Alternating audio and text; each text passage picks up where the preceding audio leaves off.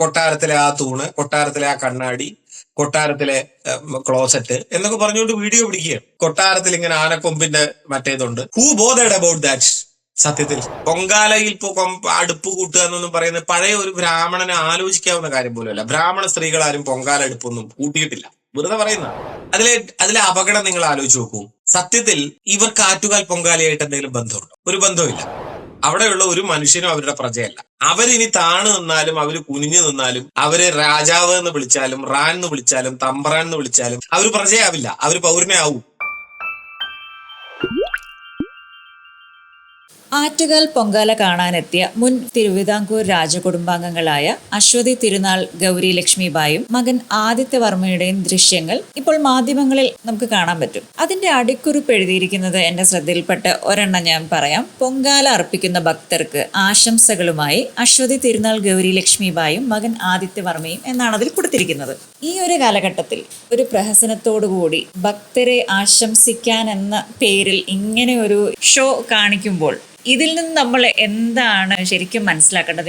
ഈ ഒരു കാലഘട്ടത്തിൽ ഇങ്ങനെ ഒരു പ്രഹസനത്തിന്റെ ആവശ്യം, അല്ലെങ്കിൽ വേറെ രസകരമായ കാര്യം എന്ന് വെച്ചാൽ ഇതിന്റെ കൂടെ ഭക്തരെന്ന് പറഞ്ഞ കുറെ ആൾക്കാരും ഇവരെ സപ്പോർട്ട് ചെയ്യുന്നു എന്നുള്ളതാണ്. അതായത് പഴയ കാലത്തെ രാജാക്കന്മാരെല്ലാം നാട് കാണാൻ ഇറങ്ങുന്ന പോലെ വരുന്നതും ഈ കാണിച്ചു കൂട്ടുന്നതും എല്ലാം. ഈ ഒരു വിഷയത്തെ എങ്ങനെ കാണുന്നു? സത്യം പറഞ്ഞാൽ ഇതൊക്കെ കാണുമ്പോൾ ചിരിക്കണോ കരയണോ എന്നറിയാത്തൊരു സ്ഥിതിയുണ്ട്. ചിരിക്കാവുന്ന കാര്യമാണ്, ചിരി വരുന്ന കാര്യങ്ങളുമാണ് കാണിക്കുന്നതെല്ലാം, ഷോ ആണ്. പക്ഷേ നമ്മൾ എത്തിപ്പെട്ടിരിക്കുന്ന ഒരു ദയനീയതയുടെയും അപകടത്തിന്റെയും ആഴം സത്യത്തിൽ ചിരിക്കാനല്ല പ്രേരിപ്പിക്കുന്നത്. അതാണ് അതിന്റെ ഒരു പ്രശ്നം. നോക്കൂ, ഇന്ത്യ സ്വതന്ത്രമായിട്ട് ഇത്രയും വർഷമായി. 47 ഇങ്ങോട്ടുള്ള വർഷം നമുക്ക് കൂട്ടാം. ഇതെല്ലാം കഴിഞ്ഞിട്ട് അവസാനം നമ്മൾ വീണ്ടും നിൽക്കുന്നത് എത്രയോ കാലം മുൻപ് നമ്മൾ പുറങ്കാലിന് ചവിട്ടി പുറത്താക്കിയ കാര്യങ്ങളിലാണ് എന്നത് നമ്മളെ സത്യത്തിൽ ചിരിപ്പിക്കേണ്ട ഒരു കാര്യമല്ല. അതാണ് പ്രധാനപ്പെട്ട ഒരു പ്രശ്നം. എനിക്കിപ്പോ അവിടെ ആ ഒരു ഷോ നടത്തിയ പത്മശ്രീ ജേതാവ് ഒരു സോക്കോൾഡ് തമ്പുരാട്ടിയെയോ അല്ലെങ്കിൽ അവരുടെ മകനെയോ അവരുടെ കുടുംബത്തെയോ ഒന്നും തോന്നുന്നില്ല. അവര് ഇങ്ങനെ ഒരു കാര്യം ചെയ്യുന്നു. ഈ ഒരുപാട് പേരുണ്ട് നാട്ടിൽ അങ്ങനെ ജനാധിപത്യം എന്ന് പറയുന്ന കാര്യത്തെ കുറിച്ചുള്ള സാമാന്യബോധമില്ലാതെ പെരുമാറാനുമുള്ള ഒരു അവകാശം ജനാധിപത്യം ചിലർക്ക് നൽകുന്നുണ്ട്. അതാണ് ജനാധിപത്യത്തിന്റെ ഒരു പല സാധ്യതകളിലും ഒന്ന്. പക്ഷെ അവിടെ വന്നുകൂടിയിരിക്കുന്ന ജനക്കൂട്ടവും അതിന്റെ ഒപ്പം നടക്കുന്ന മനുഷ്യരും അവരെല്ലാം കാണിക്കുന്ന ഒരു ഭക്തിയും ഒക്കെ സത്യത്തിൽ നമ്മളെ ഭയപ്പെടുത്തുന്നതാണ്. അതിൽ പ്രധാനപ്പെട്ട ഒരു കാര്യം എന്താന്ന് വെച്ചാൽ, തിരുവിതാംകൂർ എന്ന് പറയുന്ന രാജവംശത്തിന്റെ ചരിത്രത്തിലെ തന്നെ ഒരു പ്രധാനപ്പെട്ട പ്രശ്നമാണ്. അതുകൂടി നമ്മൾ മനസ്സിലാക്കണം. കേരളത്തിൽ വേറെ എവിടെ ഇങ്ങനെ ഇല്ലല്ലോ. നമ്മൾ ആലോചിച്ച് നോക്കൂ, കേരളത്തിൽ വേറെ എവിടെ ഇതിനെ അനുകൂലിക്കുന്ന മനുഷ്യർ തീരെ ഇല്ലെന്നല്ല ഞാൻ പറയുന്നത്. പക്ഷെ കേരളത്തിലെ മറ്റൊരു സ്ഥലത്തും ഈ അർത്ഥത്തിൽ രാജഭക്തിയുടെ നേർക്ക് നേരെയുള്ളൊരു പ്രദർശനം നമ്മൾ നടക്കുന്നതായിട്ട് കാണുന്നില്ല, നടക്കുന്നുമില്ല. എന്തുകൊണ്ട് തിരുവിതാംകൂർ? ഇത് വളരെ വലിയ ചോദ്യമാണ്. അതെന്താന്ന് വെച്ചാൽ, തിരുവിതാംകൂറിൽ മാത്രമുള്ളതാണ് എല്ലാ കാലവും അവിടുത്തെ ഒരു ക്രൗഡ് സൈക്കിയിൽ, ഒരു ആൾക്കൂട്ട മനഃശാസ്ത്രത്തിനകത്ത് എപ്പോഴും കിടക്കുന്ന ഒരു അന്തകവിത്താണ് ഈ രാജഭക്തി എന്ന് പറയുന്നത്. അതിന് അനുകൂലമായ കാലാവസ്ഥ വരുന്ന സമയത്ത് അത് നമ്മുടെ മുന്നിൽ ഇങ്ങനെ കാണാൻ പറ്റും. ചില വൈറസുകളൊക്കെ ഉണ്ടല്ലോ, അനുകൂലമായ ഹാബിറ്റസ് വരുമ്പോഴാണ് ചില വൈറസുകൾ പ്രവർത്തിക്കുക, അല്ലെങ്കിൽ ആ വൈറസ് നിർജീവമായിരിക്കും. അതുപോലെ അനുകൂലമായ ഹാബിറ്റസ് വന്നാൽ രാജഭക്തി എന്ന വൈറസ് ഇങ്ങനെ പുറത്തു കാണാൻ പറ്റും. ഇപ്പൊ ഒരു അനുകൂല പശ്ചാത്തലമുണ്ട്. ഇന്ത്യ ഒട്ടാകെ തന്നെ രാഷ്ട്രീയ ഹിന്ദുത്വത്തിന്റെ ഒരു വലിയ ഹെജിമണി, ഒരു അധീശത്വം ഇങ്ങനെ പ്രകടമാണ്. തെരഞ്ഞെടുപ്പ് അടുത്തു വരുന്നു.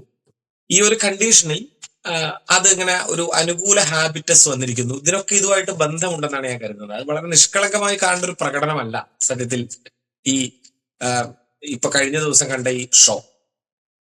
ഇതിലെ പ്രധാനപ്പെട്ട 1-2 കാര്യങ്ങൾ പറയാനുള്ളത്, തിരുവിതാംകൂറിന്റെ ഒരു കാര്യം എന്താണെന്ന് വെച്ചാൽ, കേരളത്തിലെ പഴയ നാട്ടുരാജ്യങ്ങളുടെ ചരിത്രം എടുത്താൽ, പഴയ നാട്ടുരാജ്യങ്ങൾ മിക്കവാറും ഒക്കെ നമുക്ക് നോക്കിയാൽ മനസ്സിലാവും, അവിടേക്കുള്ള രാജാക്കന്മാർ സത്യത്തിൽ കിങ്ഷിപ്പ് എന്ന് പറയുന്നത്, അല്ലെങ്കിൽ കിങ്ഡം എന്ന് പറയുന്നതിന്റെ ഒരു ആധുനിക മൊണാർക്കി ഡെവലപ്പ് ചെയ്യുന്ന മോഡേൺ മൊണാർക്കിയുടെ തന്നെ ഹിസ്റ്ററിയെ നമ്മൾ അതിന്റെ ഒരു ആൻഷ്യൻ മൊണാർക്കി, അതായത് പഴയ ഗോത്ര കാലഘട്ടത്തിൽ ഉണ്ടായിരുന്ന ഗോത്ര രാജാക്കന്മാരൊക്കെ ഉണ്ട്, അവിടുന്ന് മാറി ആധുനിക രാജവാഴ്ചയുടെ കാലം ആരംഭിച്ചപ്പോഴുള്ള രാജാക്കന്മാരെയൊക്കെ നോക്കിയാൽ അത്തരത്തിലുള്ള വലിയ രാജാക്കന്മാരൊന്നും പണ്ട് കേരളത്തിൽ അധികം ഉണ്ടായിരുന്നില്ല. കേരളത്തിലെ നാട്ടുരാജാക്കന്മാരൊക്കെ സ്വന്തം നാട്ടുരാജ്യത്തിനകത്ത് ഇങ്ങനെ ജീവിച്ച ചില നാടുവാഴികളും ഭൂപ്രഭുക്കളും ഒക്കെ ആയിരുന്നു. അതിലപ്പുറമുള്ള കാര്യമൊന്നും അവർക്ക് ഉണ്ടായിരുന്നില്ല. പലപ്പോഴും സ്വന്തം രാജ്യം വിപുലപ്പെടുത്തുക എന്ന് പറയുന്ന കാര്യത്തിൽ പോലും പല നാട്ടുരാജാക്കന്മാരും വളരെ വിമുഖരായിരുന്നു ചരിത്രം നോക്കിയാൽ. കാരണം ഈ സത്യത്തിൽ രാജാവിന്റെ ഒരു പ്രധാനപ്പെട്ട കാര്യമാണ് ഈ സമുദ്രാവി ഉള്ള യാത്ര. സാമ്രാട്ട് എന്ന് പറയുന്നത് സമുദ്രം വരെ സ്വന്തമാക്കുന്ന രാജാവിനെയാണ്. അപ്പൊ രാജാവിന്റെ ഒരു കാര്യമാണ് ഈ രാജ്യത്തിന്റെ അതിർത്തി വിപുലീകരിക്കുക, പടയോട്ടം നടത്തി അപ്പുറത്തെ രാജ്യത്തിലെ സ്ഥലം പിടിച്ചെടുക്കുക, സമ്പത്ത് പിടിച്ചെടുക്കുക. പക്ഷെ കേരളത്തിലെ പഴയ ചെറിയ നാട്ടുരാജാക്കന്മാർക്ക് അതിലൊന്നും താല്പര്യം ഉണ്ടായിരുന്നില്ല. കാരണം അവർ ഒന്നാമത് അവരുടെ സ്ഥലത്തെ ഒരു ഹോളി ലാൻഡ് ആയിട്ടാണ് പലപ്പോഴും കണ്ടത്. സ്വന്തം നാട്ടുരാജ്യം തന്നെ വളരെ ഹോളി ലാൻഡായി കണ്ടു കഴിഞ്ഞാൽ അപ്പുറത്തെ രാജ്യമൊന്നും ഒരു വിലപ്പെട്ട കാര്യമായിട്ട് തോന്നാത്തൊരു കാര്യം കൂടി ഒപ്പം ഉണ്ടാവും. അതാണ് ഈ ഹോളി ലാൻഡ് എന്ന് പറയുന്ന വിശുദ്ധ സ്ഥലമായിട്ട് നമ്മുടെ സ്വന്തം നാടിനെ കാണുമ്പോഴൊരു പ്രത്യേകത. അങ്ങനെയൊക്കെ ജീവിച്ചവർ. അപ്പൊ വള്ളുവ കോനാതിരിക്ക് വള്ളുവനാട് ഒഴികെ മറ്റേതെങ്കിലും ഒരു നാട് വള്ളുവനാടിനേക്കാൾ മെച്ചമാണെന്ന് തോന്നൽ തന്നെ പണ്ടില്ല. അപ്പൊ അതുകൊണ്ട് അപ്പുറത്തെ നാട് പിടിച്ചെടുക്കണമെന്നൊരു തോന്നലും വള്ളുവ കോനാതിരിക്ക് പണ്ടില്ല. അതിൽ നിന്ന് മാറിയുള്ള അപ്പുറത്തെ രാജ്യങ്ങളെല്ലാം പിടിച്ചെടുത്ത് അവിടുത്തെ സമ്പത്തും സ്ഥലവും എല്ലാം ഏറ്റെടുത്ത് രാജ്യാതിർത്തിയും രാജ്യശക്തിയും വിപുലപ്പെടുത്തുക എന്ന് പറയുന്ന, നമ്മൾ പറയുന്ന കൊളോണിയൽ കിങ് എന്ന് പറയുന്ന ഒരു പരിപാടി യഥാർത്ഥത്തിൽ ആരംഭിക്കുന്നത് മാർത്താണ്ഡവർമ്മയാണ്. മാർത്താണ്ഡവർമ്മയുടെ കാലത്തോടു കൂടിയാണ് ഈ ആധുനിക തിരുവിതാംകൂർ തന്നെ ഉണ്ടാവുന്നത്. അതിനു മുമ്പ് വേണാട് എന്ന് പറയുന്ന ഒരു ചെറിയ നാട്ടുരാജ്യമാണുള്ളത്. അത് തിരുവിതാംകൂർ ഒന്നുമല്ല, വളരെ ചെറിയൊരു ഭൂപ്രദേശമാണ് വേണാടായിട്ട് നിലനിന്നിരുന്നത്. ഇപ്പൊ ഈ മാർത്താണ്ഡവർമ്മയ്ക്ക് മുമ്പുള്ള തിരുവിതാംകൂർ രാജവംശത്തിലെ രാജാക്കന്മാരെയൊക്കെ പറയും. ആ രാജാക്കന്മാരെല്ലാം, ആ പേരുകളെല്ലാം സത്യത്തിൽ വേണാട്ട് രാജാക്കന്മാരാണ്, തിരുവിതാംകൂർ രാജാക്കന്മാരല്ല. മാർത്താണ്ഡവർമ്മയുടെ കാലത്തുണ്ടാകുന്ന ഒരു പ്രധാന പ്രത്യേകത ഒന്ന് കൊളോണിയലിസം, അതായത് വെസ്റ്റേൺ ആയിട്ടുള്ള പടിഞ്ഞാറൻ ശക്തികൾ കേരളത്തിൽ എത്തിക്കഴിഞ്ഞു. അവരുടെ ആധിപത്യം ഇന്ത്യയിലൊട്ടാകെ വ്യാപിക്കുന്നു, കേരളത്തിലും വ്യാപിക്കുന്നു. അപ്പോൾ സ്വാഭാവികമായിട്ട് അവരോട് സന്ധി ചെയ്തുകൊണ്ട്, ബ്രിട്ടീഷുകാരുമായിട്ട് സന്ധി ചെയ്തുകൊണ്ട് ഒരു നേഷൻ സ്റ്റേറ്റിനെ, ഒരു രാഷ്ട്രത്തെ നിർമ്മിച്ചെടുക്കുകയായിരുന്നു മാർത്താണ്ഡവർമ്മ ചെയ്തത്. അതിനു മുമ്പ് അത്തരം ഒരു രാഷ്ട്രമൊന്നും ഇവിടെ ഇല്ല. തിരുവിതാംകൂർ അങ്ങനെ സ്ഥാപിക്കപ്പെടുന്ന ഒരു രാഷ്ട്രമാണ്. തികച്ചും ബ്രിട്ടീഷുകാരുടെ അനുഗ്രഹത്തോടെ നിർമ്മിക്കപ്പെടുന്ന രാഷ്ട്രം എന്ന് പറയാം. അതിന് ചരിത്രകാരന്മാർ ഒരുപാട് തെളിവുകൾ തന്നെ പറയാറുണ്ട്. അപ്പം മാർത്താണ്ഡവർമ്മ ഒരു കാലത്തും ബ്രിട്ടീഷുകാരോട് എതിർ നിന്നിട്ടില്ല. ഫ്രഞ്ചുകാരോടൊക്കെ ആയിരുന്നു യുദ്ധം. അതല്ലാതെ ബ്രിട്ടീഷുകാരോട് യുദ്ധം ചെയ്യാനൊന്നും നിന്നിട്ടില്ല. ബ്രിട്ടീഷുകാരോട് സമ്പൂർണമായ വിധേയത്വം പുലർത്തിയത്. ബ്രിട്ടീഷുകാരുടെയും കൂടി ഒരു ആവശ്യമായിരുന്നു ഇങ്ങനൊരു ഒരു ഒരു അത്യാവശ്യം സാമാന്യം വലിപ്പമുള്ളൊരു രാഷ്ട്രം ആയിട്ടൊരു നാട്ടുരാഷ്ട്രം രൂപപ്പെടുത്താൻ. കാരണം ചെറിയ ചെറിയ കുഞ്ഞു കുഞ്ഞു നാട്ടുരാജാക്കന്മാർ, അവർ തമ്മിലുള്ള അടിപിടികൾ ഇങ്ങനെ നിലനിന്ന് കഴിഞ്ഞാൽ ബ്രിട്ടീഷുകാർക്ക് ഭരിക്കാൻ വലിയ പ്രയാസം. അതിങ്ങനെ അവരെ സംബന്ധിച്ചിടത്തോളം ഇവരുടെ ഈ അടിപിടികൾ മാനേജ് ചെയ്യൽ മാത്രമാണ് അവരുടെ ജോലി എന്ന് വരും. അതവർക്ക് ഒരുപാട് ടൈമും ഒരുപാട് മാൻ പവറും ഒക്കെ വേസ്റ്റ് ചെയ്യുന്ന ഒരു കാര്യമാണ്. അതിനേക്കാൾ നല്ലതാണ് സമ്പൂർണമായും ഞങ്ങളുടെ കീഴ്ത്തട്ടായിട്ട് നിൽക്കുന്ന, ഞങ്ങളോട് തികഞ്ഞ സ്ലേവറി, അടിമത്ത മനോഭാവമുള്ള, ഇതെല്ലാം ഒരുമിച്ച് കൂട്ടി നിൽക്കുന്ന ഒരു രാജ്യവും ഉണ്ടാവുകയാണ്. അതാണ് അവർ കണ്ട ഉന്നം. അത് സാക്ഷാത്കരിച്ച ഒരാളാണ് മാർത്താണ്ഡവർമ്മ. ഈ മാർത്താണ്ഡവർമ്മയുടെ കാലം വരുമ്പോഴാണ് ബ്രിട്ടീഷുകാരുടെ ഒരു അനുഗ്രഹ ആശിസ്സുകളോട് കൂടിയുള്ള സമ്പൂർണമായ ഒരു രാഷ്ട്രമായിട്ട് തിരുവിതാംകൂർ മാറുന്നത്. അപ്പൊ അതിനുവേണ്ടി ഈ ജനങ്ങൾക്കിടയ്ക്ക് ശക്തമായ ഒരു രാഷ്ട്രവികാരവും ഈ രാഷ്ട്രം ഭരിക്കുന്ന രാജാവിനോടുള്ള സമ്പൂർണ്ണ വിധേയത്വവും വളർത്തിയെടുക്കാൻ ആവശ്യമായ പരിശ്രമങ്ങളും കൂടി ഒപ്പം മാർത്താണ്ഡവർമ്മയോടുകൂടി ശക്തിപ്പെടുന്നുണ്ട്. അതാണ് നമ്മൾ ഇപ്പോഴത്തെ ഈ കാര്യവുമായി ബന്ധപ്പെട്ട് ചരിത്രത്തിൽ കാണേണ്ട ഒരു കാര്യം. അതായത് പണ്ട് മുതലേ പല രാജാക്കന്മാരും ചെയ്തൊരു കാര്യമായിരുന്നു റിച്വൽസ്, അനുഷ്ഠാനങ്ങൾ, ആരാധനാ ക്രമങ്ങൾ, ആരാധനാ രീതികൾ, മനുഷ്യരുടെ വളരെ വ്യക്തിപരമായ വിശ്വാസങ്ങൾ. ഇതിനെയൊക്കെ രാജാവിന്റെ ഭരണവുമായിട്ടും ആ രാഷ്ട്രത്തിന്റെ രാഷ്ട്രീയവുമായിട്ടും കൂട്ടിച്ചേർക്കുക എന്ന് പറയുന്ന ഒരു പരിപാടി. അപ്പം അതിനെപ്പറ്റി വളരെ പ്രധാനപ്പെട്ട പഠനങ്ങളുണ്ട്. ഇപ്പൊ ഒറീസ രാജാക്കന്മാർ മുൻപ് തന്നെ അവിടുത്തെ റിച്വൽസും രാജഭരണവും തമ്മിൽ കൂട്ടിച്ചേർത്ത് അവിടുത്തെ രാജാവിനെ വിമർശിക്കുമ്പോൾ റിച്വൽസിനെയും കൂടി വിമർശിക്കുകയാണെന്ന് വരും എന്നൊരു സ്ഥിതി നിർമ്മിച്ചെടുത്തതിനെ പറ്റി പഠനങ്ങളുണ്ട്. മുഗൾ രാജാക്കന്മാരും അത് ചെയ്തിരുന്നു. അവര് രാജാവിനെ വിമർശിക്കുമ്പോൾ അല്ലാഹുവിനെയാണ് വിമർശിക്കുന്നത് എന്നുള്ള സിറ്റുവേഷൻ നിർമ്മിച്ചെടുത്ത പല സന്ദർഭങ്ങളുണ്ട്. ഇങ്ങനെ പല പഠനങ്ങളുണ്ട്. സമാനമായ രീതിയിലാണ് തിരുവിതാംകൂറിൽ അത് നടക്കുന്നത്. തിരുവിതാംകൂറിൽ സത്യത്തിൽ മാർത്താണ്ഡവർമ്മയ്ക്ക് അകത്തും പുറത്തും ശത്രുക്കളായിരുന്നു. സ്വന്തം കുടുംബത്തിനകത്ത് ശത്രുക്കളുണ്ട്. അതോടൊപ്പം തന്നെ എട്ടുവീട്ടിൽ പിള്ളമാർ എന്നൊക്കെ പറയുന്ന പ്രധാനപ്പെട്ട നായർ മാടമ്പികൾ അന്ന് തിരുവിതാംകൂർ ഭരിക്കുക. ഈ എട്ടുവീട്ടിൽ പിള്ളമാർക്കൊക്കെ മാർത്താണ്ഡവർമ്മയോട് വിരോധമുണ്ട്. എല്ലാവർക്കും അറിയുന്ന പ്രസിദ്ധ ചരിത്രമാണ്. ഈ ഇതേ കുടുംബത്തിൽ തന്നെ മറ്റുപെട്ട ചിലരെയും കൂടി കൂട്ടുപിടിച്ചുകൊണ്ട് എട്ടുവീട്ടിൽ പിള്ളമാർ മാർത്താണ്ഡവർമ്മയ്ക്കെതിരെയുള്ള നീക്കങ്ങളൊക്കെ നടത്തുന്നു. ഇങ്ങനെ ചുറ്റും ശത്രുക്കളാണ്. ഇവരെല്ലാവരെയും മാർത്താണ്ഡവർമ്മ, അദ്ദേഹം വളരെ പ്രാപ്തനായ ഒരു ഭരണാധികാരിയായിരുന്നു. എങ്ങനെ വേണം ഇവരെയൊക്കെ ഒതുക്കാനെന്ന് കൃത്യമായി അറിയാമായിരുന്നു. വളരെ ആസൂത്രിതമായി, വളരെ വിദഗ്ധമായി ഇവരെല്ലാം മാർത്താണ്ഡവർമ്മ ഒതുക്കുന്നു. ഒതുക്കുക എന്ന് പറഞ്ഞാൽ കൊന്നു കളയുക തന്നെയാണ് മുഴുവൻ ആളുകളെയും. എട്ടുവീട്ടിൽ പിള്ളമാരെയൊക്കെ മുഴുവൻ കൊന്നു കളഞ്ഞ് അവരുടെ വീട് നിൽക്കുന്ന, അവരുടെ വലിയ വീടുകൾ, എട്ടുവീട്ടിൽ പിള്ളമാരുടെ വീട് നിന്നിരുന്ന സ്ഥലത്ത് കുളം തോണ്ടുകയാണ്, വലിയ കുളം ഉണ്ടാക്കുകയാണ് ചെയ്യുന്നത്. അങ്ങനെയാണ് എട്ടുവീട്ടിൽ പിള്ളമാരുടെ വീട് നിന്നിടത്ത് ഇന്നും വലിയ കുളമുണ്ട്. പല സ്ഥലങ്ങളിലും വലിയ കുളമാണ്. അവിടെ വലിയ 8 കെട്ടും 16 കെട്ടും ഒക്കെ ആയിരുന്നു. ആ 16 കെട്ട് പൊളിച്ച് മുഴുവൻ കുടുംബാംഗങ്ങളെയും കൊല ചെയ്ത് അവിടെ കുളം കുത്തുകയാണ് മാർത്താണ്ഡവർമ്മ ചെയ്യുന്നത്. അങ്ങനെ ശത്രുക്കളെ ഒക്കെ തോൽപ്പിക്കുന്നു. ഇതൊരു വശം. മറുവശത്ത് അദ്ദേഹം ചെയ്യുന്ന ഒരു പരിപാടി, ഈ സ്വന്തം രാജ്യത്തിന്റെ അതിർത്തി ഇങ്ങനെ അപ്പുറത്തെ രാജാക്കന്മാരെ യുദ്ധം ചെയ്ത് വലുതാക്കുന്നു. തെക്കുംകൂർ രാജാവുമായിട്ട് യുദ്ധം ചെയ്ത് തോൽപ്പിക്കുന്നു, വടക്കുംകൂർ രാജാവുമായിട്ട് യുദ്ധം ചെയ്ത് തോൽപ്പിക്കുന്നു, ചെമ്പകശ്ശേരി ആയിട്ടുള്ള യുദ്ധം, ഇങ്ങനെ യുദ്ധങ്ങളാണ്. അങ്ങനെ അതിർത്തി വലുതാക്കി കൊച്ചി രാജ്യം വരെ എത്തുന്നുണ്ട് മാർത്താണ്ഡവർമ്മ. ഏതാണ്ട് അത്രമാത്രം തിരുവിതാംകൂർ അങ്ങ് വലുതാവുകയാണ്. അത് രണ്ടാമത്തെ ഒരു വശം. മൂന്നാമത്തെ കാര്യം, അപ്പോഴും നിലനിൽക്കുന്ന ഈ പറയുന്ന അന്തഛിദ്രങ്ങളുണ്ട്, അകത്തുള്ള പ്രശ്നങ്ങളുണ്ട്. അതിനെ മാറ്റാൻ അദ്ദേഹം കണ്ട വളരെ വൈദഗ്ധ്യമുള്ള ഒരു മാർഗമാണ് തൃപ്പടിദാനം എന്ന് പറയുന്ന ചടങ്ങ്. 1750 1750 ജനുവരി 3 എന്നാണ് കാണുന്നത്. രാജ്യം മുഴുവനായും അദ്ദേഹം ഈ പിടിച്ചെടുത്തതും അവിടെ ഉണ്ടായിരുന്നതായ സകല രാജ്യവും സമ്പത്തും അദ്ദേഹം പത്മനാഭസ്വാമി ക്ഷേത്രത്തിൽ കൊണ്ടുപോയി പത്മനാഭസ്വാമിക്ക് സമർപ്പിച്ചു. അപ്പം രാജ്യം ഈ പത്മനാഭസ്വാമി എന്ന് പറയുന്ന ഹിന്ദു ദൈവതത്തിന് സമർപ്പിക്കുകയാണല്ലോ. അത് സമർപ്പിച്ചു കഴിഞ്ഞാൽ പിന്നെ രാജാവില്ല. പിന്നെ രാജാവ് എന്ന് പറയുന്നത് പത്മനാഭസ്വാമിയാണ്. അപ്പൊ അദ്ദേഹം അവിടെ ഉടവാള് വെച്ചിട്ട് പിന്നെ ഉടവാൾ എടുക്കുന്നത് പത്മനാഭദാസൻ എന്നുള്ള ബിരുദത്തോടു കൂടിയാണ്. പിന്നെ ഞാൻ പത്മനാഭദാസനാണ്. പിന്നെയുള്ള രാജാക്കന്മാരൊക്കെ, തിരുവിതാംകൂർ രാജാക്കന്മാരൊന്നും സ്വയം കിങ് എന്ന് വിശേഷിപ്പിക്കുന്നില്ല, പത്മനാഭദാസൻ എന്നാണ് തിരുവിതാംകൂർ രാജാവിന്റെ ബിരുദം. അങ്ങനെ വരുമ്പോ ഉണ്ടാവുന്ന ഒരു സൗകര്യം എന്താണ്? അതുവരെ നിങ്ങൾ രാജാവിനെ വിമർശിച്ചാൽ രാജാവിനെ വിമർശിച്ചു എന്നേ ഉള്ളൂ. പക്ഷെ പിന്നെ രാജാവിനെ വിമർശിച്ചാൽ നിങ്ങൾ രാജാവിനെ അല്ല വിമർശിക്കുന്നത്, നിങ്ങൾ പത്മനാഭസ്വാമിയാണ് വിമർശിക്കുന്നത്. അത് കുറെ കൂടി ഗൗരവമുള്ള പ്രശ്നമാണ്. നിങ്ങൾക്ക് ദൈവകോപമൊക്കെ ഉണ്ടാവും. അപ്പൊ അങ്ങനത്തെ പ്രശ്നങ്ങൾ ഉള്ളതുകൊണ്ട് ആളുകൾ വിമർശിക്കില്ല. ഇത് വളരെ ടാക്ടിക്കൽ ആയിട്ടുള്ള ഒരു അടവായിരുന്നു. ഇതോടൊപ്പം പലതരം റിച്വൽസ് ആരംഭിക്കുകയാണ്. അത് മുതൽ ഇപ്പം ഹിരണ്യഗർഭം എന്നൊരു ചടങ്ങ് ആരംഭിക്കുകയാണ്. ഹിരണ്യഗർഭം എന്ന് വെച്ചാൽ സത്യത്തിൽ തിരുവിതാംകൂർ രാജകുടുംബാംഗങ്ങളൊന്നും ക്ഷത്രിയരല്ല. ഇപ്പൊ പലരും വലിയ ക്ഷത്രിയരാണെന്നൊക്കെ പറഞ്ഞിട്ട് ഇപ്പൊ ഈ പറഞ്ഞ തേരിലേറി നടക്കുന്ന ആൾക്കാരൊക്കെ പറയുന്നുണ്ട് തിരുവിതാംകൂർ രാജാക്കന്മാർ ആരും ക്ഷത്രിയരല്ല. ചരിത്രം നോക്കിയാൽ അവരെല്ലാവരും നായന്മാരാണ്, സാമന്തന്മാരാണ്, അവർ ക്ഷത്രിയരല്ല. കേരളത്തിൽ ക്ഷത്രിയ രാജവംശങ്ങൾ വേറെ ഒരുപാടുണ്ട്, അവരുടെ സ്ഥാനമില്ല ഇവർക്ക്. അപ്പൊ ഈ ക്ഷത്രിയരല്ലാത്ത ആൾക്കാർക്ക് രാജാവാൻ പാടില്ല. പഴയ ജാതി നിയമം അനുസരിച്ച് അവർക്ക് രാജാവാൻ പാടില്ല. അപ്പൊ ഇവരെ ക്ഷത്രിയരാക്കണം, വേറെ വഴിയൊന്നുമില്ലല്ലോ. ക്ഷത്രിയരാക്കാൻ ഒരു ചടങ്ങ് ഉണ്ടാക്കിയതാണ് ഹിരണ്യഗർഭം എന്ന് പറയുന്ന ഒരു ചടങ്ങ്. സ്വർണം പൂശിയ വലിയ 8 അടിയോളം വീതിയും 10 അടിയോളം ഉയരവുമുള്ള ഒരു വലിയ പാത്രം, അത് പത്മത്തിന്റെ ഷേപ്പ് എന്ന് വെച്ചാൽ താമരയുടെ ഷേപ്പിലുള്ള വലിയ പാത്രമാണ്. ഈ പാത്രം വെച്ചിട്ട് അതിലേക്ക് പൊൻകോവണി വെച്ചിട്ട്, പൊന്നുകൊണ്ടുള്ള കോണിയാണ്, സ്വർണത്തിന്റെ കോവണി വെച്ച് ആ സ്വർണ്ണക്കോവണി വഴി അതിനകത്ത് നിറയെ പഞ്ചഗവ്യം നിറച്ച് ഈ രാജാവാവുന്ന ആള് സ്വർണ്ണക്കോവണി വഴി കയറി ഈ സ്വർണ്ണ പൂശിയ വലിയ പാത്രത്തിനകത്തുള്ള പഞ്ചഗവ്യത്തിലേക്ക് ഇറങ്ങും. എന്നിട്ട് ഇറങ്ങി മുങ്ങി നുവരുകയാണ്. അപ്പം ആണ് ഈ ഹിരണ്യം എന്ന് പറഞ്ഞാൽ സ്വർണ്ണാണ്. ഹിരണ്യഗർഭത്തിൽ നിന്ന് പുറത്തു വരികയാണ്. അതോടുകൂടി ഈ സാമന്തൻ ക്ഷത്രിയ സാമന്തനായി മാറുന്നു, ക്ഷത്രിയ പദവി കിട്ടുന്നു എന്നാണ് എന്റെ സങ്കല്പം. ഇതിനാണ് ഹിരണ്യഗർഭം എന്ന് പറയുന്നത്.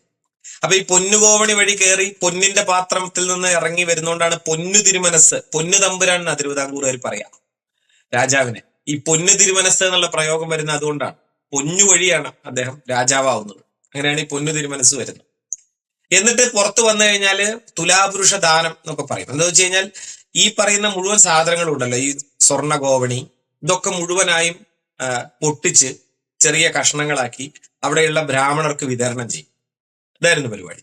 മുഴുവൻ അവിടുത്തെ ബ്രാഹ്മണർക്കും അത് വിതരണം ചെയ്യും. സോ ഞാൻ പറഞ്ഞത് ഇതാണ്, ഇത്തരത്തിലുള്ള അനേകം റിച്വൽസ് ആരംഭിച്ചു അവിടെ. ഈ റിച്വൽസ് ആരംഭിക്കുമ്പോൾ തന്നെ കേരള ബ്രാഹ്മണന്മാരാണ് സത്യത്തിൽ ഇതൊക്കെ കൊണ്ടു നടന്നിരുന്നത്. പണ്ട് കേരള ബ്രാഹ്മണരെ മുഴുവൻ മാർത്താണ്ഡവർമ്മ പുറത്താക്കുകയും തിരുവിതാംകൂറിലെ ഈ പ്രധാനപ്പെട്ട തിരുവനന്തപുരത്തെ ബ്രാഹ്മണ്യം, പൗരോഹിത്യം എന്ന് പറയുന്നത് തമിഴ്നാട്ടിൽ നിന്ന് കൊണ്ടുവന്ന പട്ടന്മാർക്ക് കൊടുക്കുകയും ചെയ്തു. അങ്ങനെ ആ സമയത്താണ് ഈ പത്മനാഭസ്വാമി ക്ഷേത്രം പുതുക്കി പണിയുന്നത്. ഇപ്പൊ നിങ്ങൾക്ക് പത്മനാഭസ്വാമി ക്ഷേത്രത്തിന്റെ ഒരു ശില്പ കല നോക്കിക്കഴിഞ്ഞാൽ മനസ്സിലാവും. അത് തമിഴ്നാട്ടിലെ അമ്പലം പോലെ ഇരിക്കുന്നത്. അതിന്റെ ഷേപ്പ് അടക്കം തമിഴ്നാട് ക്ഷേത്ര നിർമ്മിതിയുടെ രീതിയിലാണ്, കേരള ക്ഷേത്രങ്ങളുടെ സ്റ്റൈലല്ല. അതെന്തുകൊണ്ടാണെന്ന് വെച്ച് കഴിഞ്ഞാൽ തമിഴ്നാട്ടിൽ നിന്ന് വന്ന ശില്പികളെ കൊണ്ടാണ് പണി കഴിപ്പിച്ചത്. അപ്പൊ ഞാൻ പറഞ്ഞത്, ഇങ്ങനെ ഒന്നടങ്കം വന്നൊരു മാറ്റവും റിച്വൽസും ആയിട്ടുള്ള ബന്ധവും വന്നതോടുകൂടിയിട്ട് ജനങ്ങൾക്കിടയ്ക്ക് രാജാവിനെ വിമർശിക്കുക എന്ന് പറയുന്ന ഒരു കാര്യം ഇല്ലാതായി. രാജാവിനെ വിമർശിക്കുക എന്ന് വെച്ചാൽ നിങ്ങൾ ദൈവത്തെ വിമർശിക്കുന്നു എന്ന് വരുന്നു. ഇത് നൂറ്റാണ്ടുകളോളം കൊണ്ടു നടക്കപ്പെടുകയാണ് പിന്നീട് ചെയ്യുന്നത്. അത് മാർത്താണ്ഡവർമ്മയ്ക്ക് ശേഷം കാർത്തിക തിരുനാൾ ധർമ്മരാജാവ് എന്ന് പ്രസിദ്ധനായ രാജാവ് വരുന്നു. അപ്പം ഒരു കാര്യം കേട്ടിട്ടുള്ളത്, ഈ ധർമ്മരാജാവ് ഭരണം ഏറ്റെടുക്കുന്ന യുവരാജാവിൽ നിന്ന് മാറി മാർത്താണ്ഡവർമ്മ മരിക്കുന്ന സമയത്ത് അവസാനം കാർത്തിക തിരുനാളിനോട് തുടർന്ന് ഭരിക്കാൻ പോകുന്ന ആളോട് പറഞ്ഞൊരു കാര്യം തന്നെ, ബ്രിട്ടീഷുകാരാണ് നമുക്ക് എല്ലാ സഹായവും ചെയ്യുന്നത്, സാമ്പത്തികമായും അല്ലാതെയും ഒക്കെ, അതുകൊണ്ട് ഒരു കാലത്തും ബ്രിട്ടീഷുകാരെ പിണക്കരുത് എന്നതായിരുന്നു കാർത്തിക തിരുനാളിനോട് പറഞ്ഞിരുന്ന ഒരു അവസാന വാക്ക് എന്നാണ്. അങ്ങനെ ബ്രിട്ടീഷുകാരോട് കൂറ് കാണിക്കുക, എല്ലാ കാലവും ബ്രിട്ടീഷുകാരോടുള്ള കൂറിലായിരുന്നു ഈ തിരുവിതാംകൂർ രാജവംശം നിലനിന്നത്. ഇതാണ് ഇതിന്റെ ഒരു വശം. രണ്ടാം വശം എന്താണ്? ചാതുർവർണ്ണ്യം അനുസരിച്ചിട്ടുള്ള ഭരണമാണ് നടക്കുന്നത്. അതിനകത്ത് പൗരൻ എന്ന് പറയുന്ന സാധനമില്ല, സിറ്റിസൺഷിപ്പ് ഇല്ലല്ലോ. ഒരു വ്യക്തിക്കും സിറ്റിസൺഷിപ്പ് ഇല്ല, പ്രജ മാത്രമേ ഉള്ളൂ. പൗരനല്ല പ്രജ. പ്രജ എന്ന് പറയുന്നത് രാജാവിന്റെ ഹിതമനുസരിച്ച് ജീവിക്കുന്ന ഒരു ജീവി മാത്രമാണ്, അതിലപ്പുറം വേറെ ഒന്നുമല്ല. അപ്പൊ ഈ തിരുവിതാംകൂർ രാജാവ് എന്ന് പറയുന്ന ആൾക്ക് ആരോടാണ് പ്രതിബദ്ധതയുള്ളത് എന്ന് ചോദിച്ചു കഴിഞ്ഞാൽ, ഭൂദേവ നിഷിദ്ധ കർമ്മം ചെയ്യുകയില്ല എന്നാണ് സത്യപ്രതിജ്ഞാ വാചകം. ഭൂദേവർ എന്ന് വെച്ച് കഴിഞ്ഞാൽ ബ്രാഹ്മണരാണ്.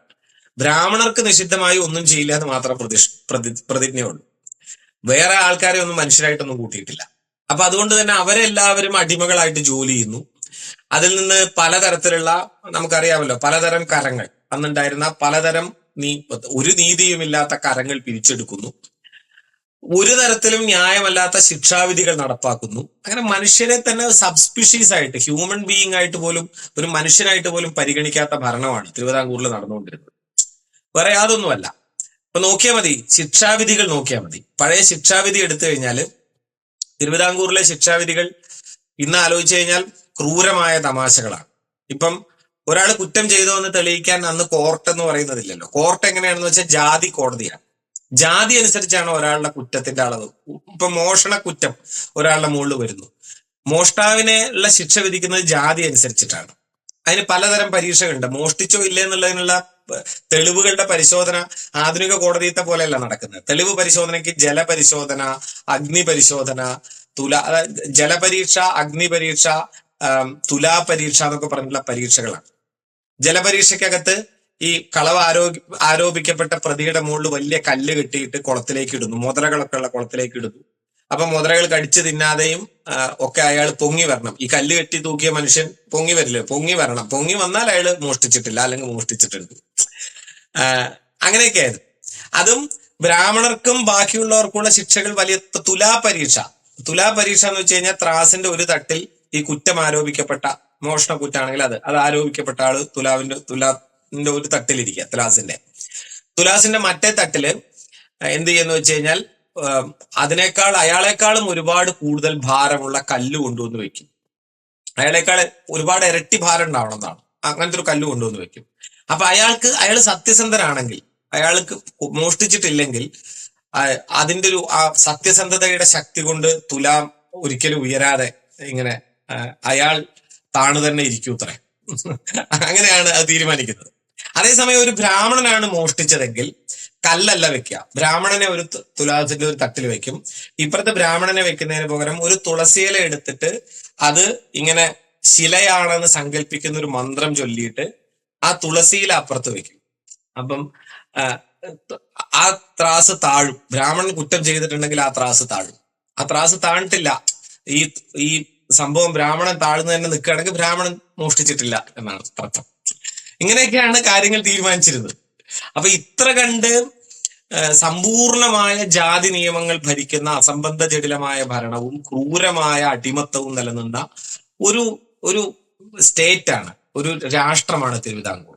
അവിടെ നിന്നാണ് ഇന്ത്യ സ്വാതന്ത്ര്യപ്രാപ്തിയിലേക്ക് എത്തുന്നത്. അപ്പൊ സ്വാതന്ത്ര്യത്തിലേക്ക് എത്തുന്നതിന് തൊട്ടു മുമ്പുള്ള സമയം നോക്കൂ.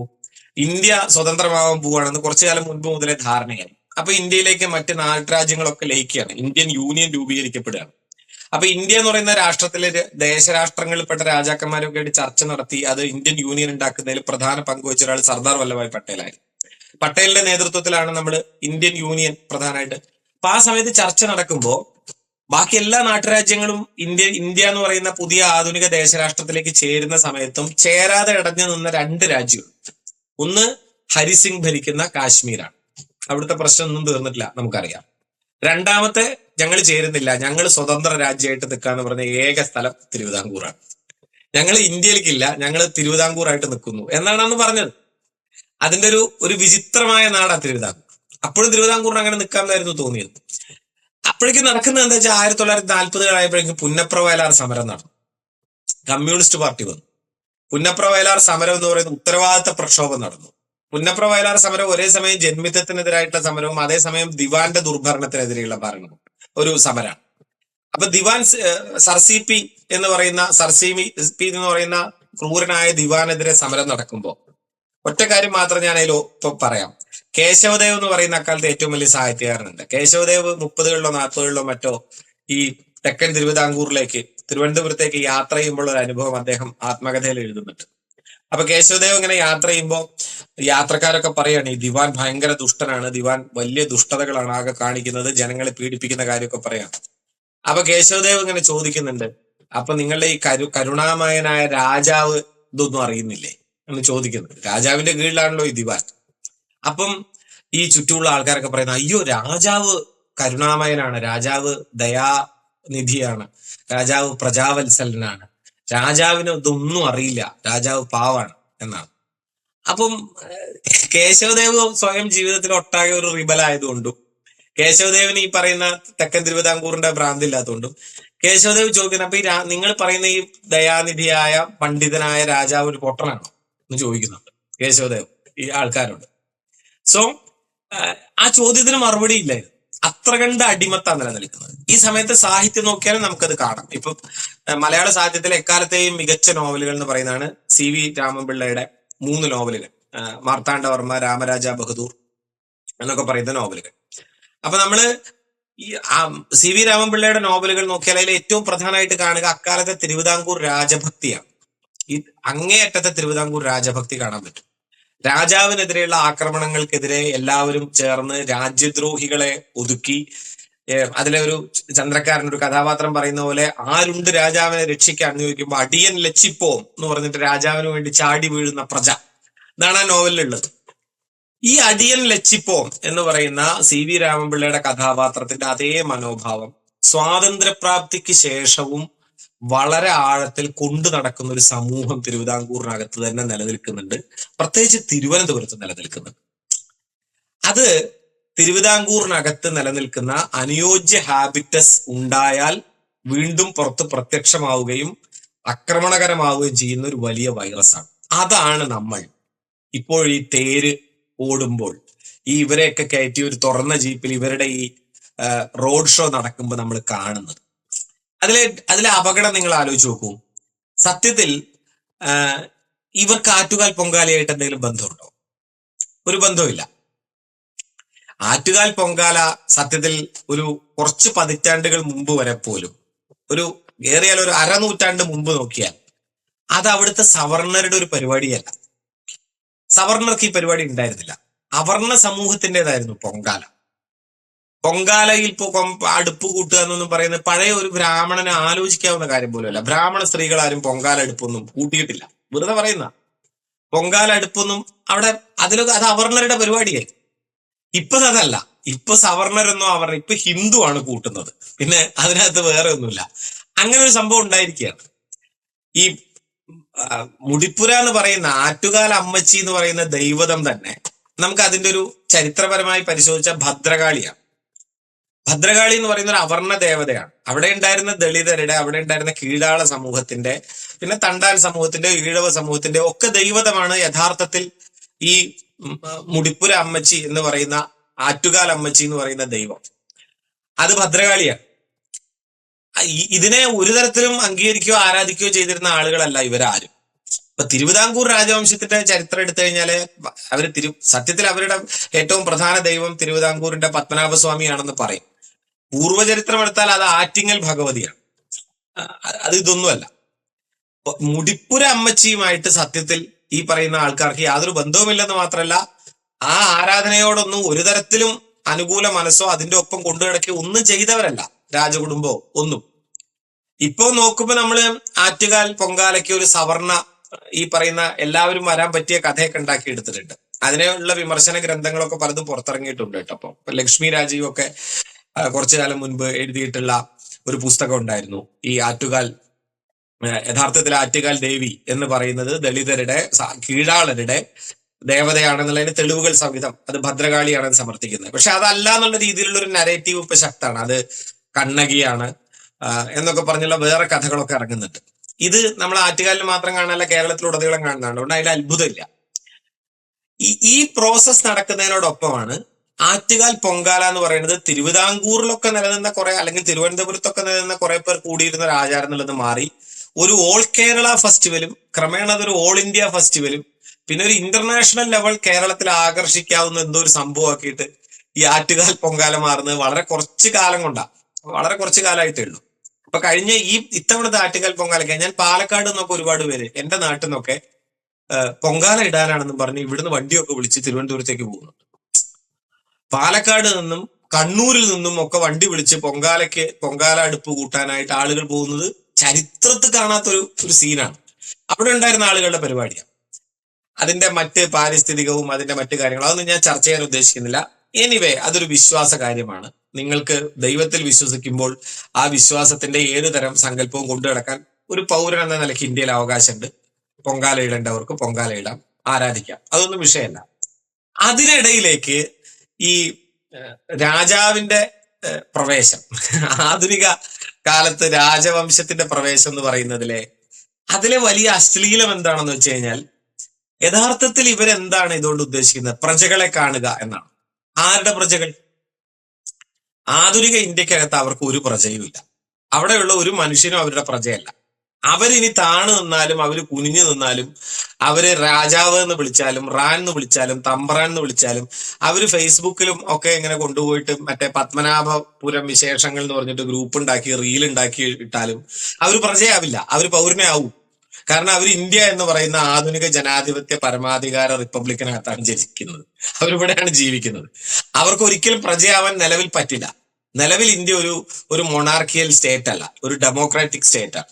അതുകൊണ്ട് അത് സാധ്യമല്ല, അതറിയാം. എന്നാലും ഈ ഡെമോക്രാറ്റിക് സ്റ്റേറ്റിനകത്ത് ഒരു മൊണാർക്കിയൽ ആയിട്ടുള്ള സമൂഹത്തെ നിർമ്മിച്ചെടുക്കുക എന്ന് പറയുന്ന ഒരു പണിയാണ് നടക്കുന്നത്.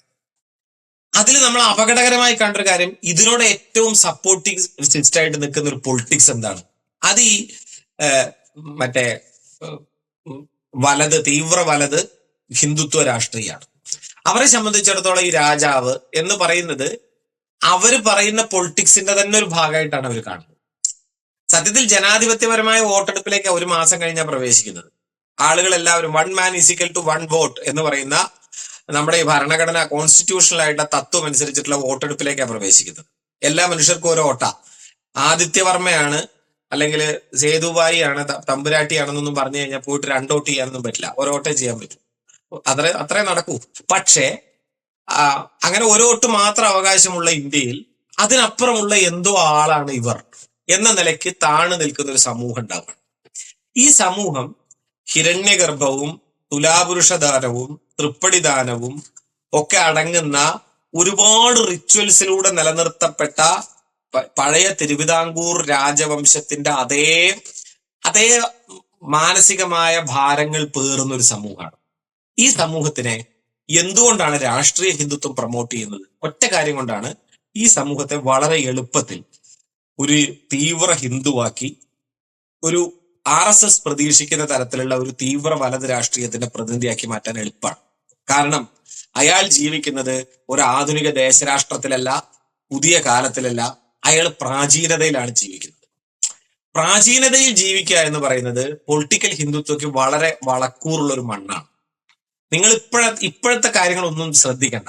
നമ്മൾ ഹങ്കർ ഇൻഡെക്സിൽ വിശപ്പിന്റെ പട്ടികയ്ക്കകത്ത് ഇന്ത്യ 144 സ്ഥാനത്താണെന്നുള്ളതോ, കർഷകര് ഡൽഹിയിൽ സമരം ചെയ്തുകൊണ്ടിരിക്കുകയാണ് എന്നുള്ളതോ, നിങ്ങൾക്ക് തന്നെ പട്ടിണിയാണെന്നുള്ളതോ, നിങ്ങളുടെ കുട്ടികൾക്ക് ഇവിടെ ജോലിയില്ല എന്നുള്ളതോ, ഇവിടെ നോട്ട് നിരോധനം നടന്നോ, GST നടന്നോ, നമ്മുടെ നാട്ടിലെ സാമ്പത്തിക പ്രശ്നങ്ങളോ, ഇതൊന്നും നിങ്ങൾ ആലോചിക്കേണ്ടതില്ല. നിങ്ങളൊരു പ്രാചീന കാലത്തേക്ക് നോക്കി നിങ്ങൾ ഇങ്ങനെ അഭിമാനം കൊള്ളൂ എന്ന് പറയുന്ന ഒരു രാഷ്ട്രീയം ഉണ്ടല്ലോ, അതിന് വളക്കൂറുള്ള ഒരു മണ്ണാണ് ഈ പറയുന്ന രാജവംശത്തോടുള്ള ഭക്തി, രാജഭക്തി എന്നൊക്കെ പറയുന്ന പരിപാടി.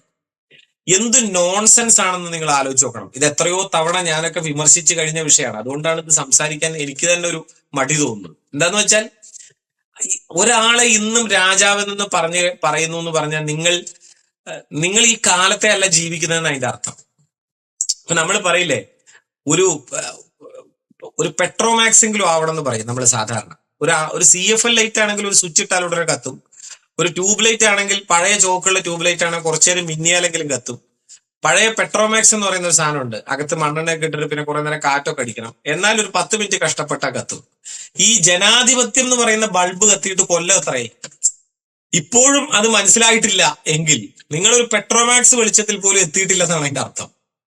അത്ര പുരാതനമായ ജീവിതം നയിക്കുകയും ഏതെങ്കിലും ഒരാൾ രാജാവാണ്, എന്റെ രക്തം രാജാവിന്റെ ആണ് എന്നൊക്കെ പറഞ്ഞാൽ അവിടെ പോയി താണു നിൽക്കുകയൊക്കെ ചെയ്യുന്ന ഒരു അടിമ സമൂഹമായിട്ട്, അതിനോട് ഭക്തിയുള്ളവരായിട്ട് ഇപ്പോഴും മനുഷ്യർ അവശേഷിക്കുന്നു എന്ന് പറയുന്നതാണ് നമ്മുടെ മുന്നിലുള്ള യാഥാർത്ഥ്യം.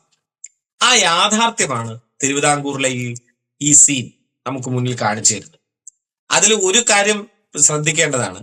ഈ പറയുന്ന ആളുകളൊന്നും കേരളത്തിൽ ഒരു 5 വർഷം മുമ്പ് പോലും ഇത്ര കണ്ടൊന്നും പ്രസക്തമായിരുന്നില്ല. ഇവരൊന്നും ആരും തിരുവിതാംകൂറിൽ അവർ പോയി ഇറങ്ങുമ്പോൾ അവരുടെ ഡ്രൈവറും അവരുടെ ഒപ്പമുള്ള 4 ആളുകൾ ഇവരെ ബഹുമാനിക്കുന്നുണ്ടാവുമായിരിക്കും. അല്ലെങ്കിൽ അവരെ ബഹുമാനമുള്ള കുറച്ച് പഴയ ആളുകൾ തിരുവിതാംകൂറിൽ ഇപ്പോഴും പത്മനാഭന്റെ ചക്രം എന്നൊക്കെ പറഞ്ഞുകൊണ്ട് നിൽക്കുന്ന കുറെ പ്രായമായ ആളുകളുണ്ട്. അവര് ചിലപ്പോൾ പത്മനാഭസ്വാമി ക്ഷേത്രത്തിൽ ഇവര് തൊഴാൻ ചെല്ലുമ്പോൾ ഇവരെ നന്നായി കണ്ടു കാണും. വേറെ ആരും ഇവരെ ഒന്നും ആർക്കും ഇവരെ അറിയ പോലും ഇല്ലായിരുന്നു. ആരാണ് ഇവർ? കാരണം ഇവരെന്തെങ്കിലും സമൂഹത്തിന് വേണ്ടി ചെയ്തതായിട്ടോ വ്യക്തിപരമായ എന്തെങ്കിലും അച്ചീവ്മെന്റോ ഒന്നും നമ്മൾ കണ്ടിട്ടില്ല. വളരെ കുറച്ച് കാലത്തിനിടയ്ക്ക് കഴിഞ്ഞ ഞാൻ ശ്രദ്ധിക്കുന്നത്, കഴിഞ്ഞ ഏതാണ്ട് ഒരു 1-2 വർഷങ്ങൾക്കിടയ്ക്കാണ് സകല സോഷ്യൽ മീഡിയയിലും ഗ്രൂപ്പ് ഉണ്ടാവുന്നു. ഈ പറയുന്ന പുതിയ രാജകുമാരൻ, എന്തോ ഒരു ആദിത്യവർമ്മ എന്ന് പറയുന്ന ആൾ, ഇയാൾ ഇങ്ങനെ കൊട്ടിഘോഷിക്കപ്പെടുന്നു. അപ്പോഴേക്ക് ഈ തമ്പുരാട്ടി വരുന്നു. അവര് മറ്റേ ആർത്തവമുള്ള സ്ത്രീകൾ തൊട്ടു കഴിഞ്ഞാൽ ചെടികൾ വാടിപ്പോവും എന്ന് പറയുന്നു. മരിച്ച അവരുടെ കുടുംബത്തിൽ മരിച്ച പഴയ ഒരാൾ കാലൻ വന്നപ്പോ കയറിലെ കെട്ടിന്റെ പാട് ഉണ്ടായിരുന്ന ഒരു അമ്മച്ചി അവരുടെ വീട്ടിലുണ്ടായിരുന്നു എന്നവരിരുന്ന് പറയുന്നു. ഒരു ചോദ്യത്തിന് മറുപടി ആയിട്ട് ജനാധിപത്യമാണോ രാജവാഴ്ചയാണോ നല്ലത് എന്നൊരാൾ ചോദിക്കുമ്പോ അതങ്ങനെ പറയാൻ പറ്റില്ല, നമ്മളിപ്പോ ജനാധിപത്യത്തിലാണല്ലോ, പക്ഷെ അത് അങ്ങനെയൊന്നും ജനാധിപത്യമാണ് ശരിയെന്ന് പോലും അവർക്ക് മനസ്സിലായിട്ടില്ല. മനസ്സിലായില്ലേ? ജനാധിപത്യമാണ് രാജവാഴ്ചയേക്കാൾ നല്ലത് എന്ന് പോലും അവർക്ക് മനസ്സിലായിട്ടില്ല. ഇങ്ങനെയൊക്കെയുള്ള ആളുകളുടെ കുറെ റീലുകളും അവരുടെ കുറെ കാര്യങ്ങളും പുറത്തു വരുന്നു.